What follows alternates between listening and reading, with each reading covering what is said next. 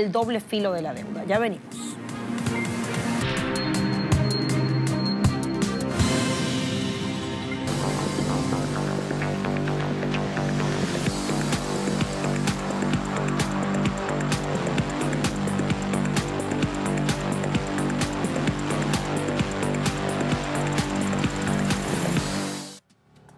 Hemos llegado a nuestro tema de análisis, que hoy explica cómo la deuda, una herramienta financiera muy importante, puede convertirse en un arma de doble filo para los estados. Empezamos.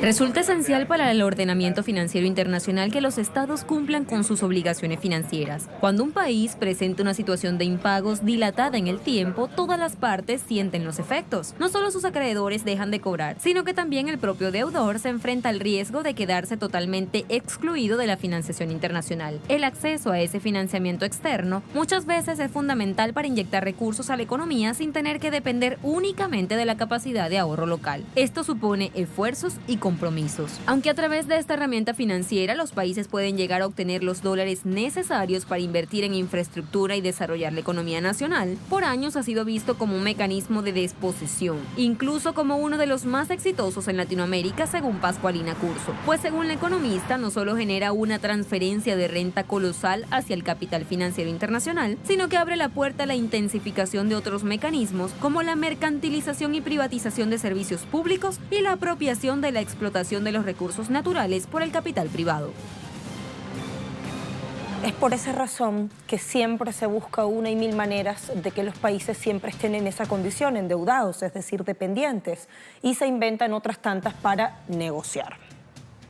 Frente a este escenario, los países también tienen derechos a renegociar los acuerdos, como hacen la mayoría de actores económicos privados a lo largo de su vida. La reestructuración de la deuda consiste en establecer nuevas condiciones de pago de la deuda vigente de un país, un proceso que requiere de una renegociación entre acreedor y deudor. Generalmente incluye la modificación de los plazos de vencimiento, haciendo que se elimine así la acumulación de deudas a corto plazo y se conviertan estas en deudas consolidadas a largo plazo. El reescalonamiento de la deuda, es decir, el cambio en las cantidades anuales a pagar para que estos resulten más uniformes o graduales, y la modificación en los intereses. Esto supone que dos tipos de proceso de renegociación de deuda se enfrenten. El primero puede significar un alivio y una oportunidad justa y soberana para el desarrollo de la economía deudora, si se emplea el dinero obtenido para invertir en infraestructura y programas sociales. Y por supuesto, si se mantiene la lucha por recuperar espacios de soberanía y hacer frente al orden hegemónico geofinanciero global. En el segundo,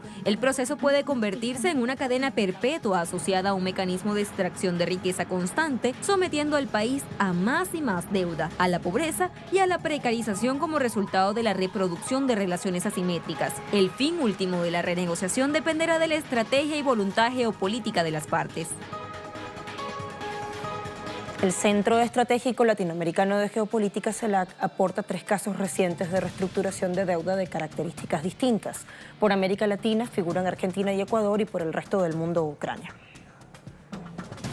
En 2001, Argentina defaultió su deuda externa con acreedores privados en medio de una crisis externa, financiera y social. Tras 4 años de default en 2005, el gobierno de Néstor Kirchner llevó adelante un proceso de reestructuración de la deuda a fines de retomar los pagos de una manera sostenible para la economía argentina. El resultado se dio a conocer el 18 de marzo de 2005. La adhesión fue del 76,15% de los bonistas y se logró una quita nominal del 56%. En otras palabras, de los 81.836 millones de dólares de deuda elegible, 62.318 millones entraron al canje, tras el cual se terminaron acordando pagos por 35.261 millones. De los 19.518 millones de dólares que no entraron al canje, se dispuso el no pago de los mismos hasta que en 2010 se realizó una nueva reestructuración de la deuda. En la misma entraron al canje el 67% de los acreedores restantes y se les efectivizó una quita de 36%. Finalmente, de toda la deuda defaulteada en 2001, solo 9.000 millones no entraron al canje. Entre quienes no aceptaron la reestructuración se encontraban los fondos buitres, que continuaron reclamando el pago del 100% de los bonos que poseían, más intereses y punitorios, hasta que en 2016, tras el fallo de la juez de Nueva York, Thomas Griesa, el gobierno de Macri les reconoció el reclamo y realizó el pago. El caso ecuatoriano fue distinto al argentino, ya que la renegociación no surgió de una crisis seguida de un default. En diciembre de 2008, el gobierno de Rafael Correa anunció el cese de pagos de los bonos Global 12 y 30 por considerarlos de carácter ilegítimo, tras una auditoría que expuso irregularidades en las negociaciones y renegociaciones de la deuda pública ecuatoriana. Ante la perspectiva de no pago y la investigación en curso, el precio de los bonos se desplomó y el gobierno ecuatoriano adquirió por $900 millones deuda valuada en $2.900 millones. Esto implicó retirar de circulación del mercado el 91% de los bonos Global 12 y 30. Así, la deuda externa total pasó del 26% al 20% del PIB y permitió ahorrar al Estado ecuatoriano $7.500 millones entre 2008 y 2030 entre pagos de capital e intereses. El caso de Ucrania es el más reciente. Fue acordado en agosto de 2015 tras 6 meses de negociación. Los acreedores ucranianos aceptaron una quita del 20%, por lo que la deuda negociada pasó de $19.300 millones a $15.500 millones.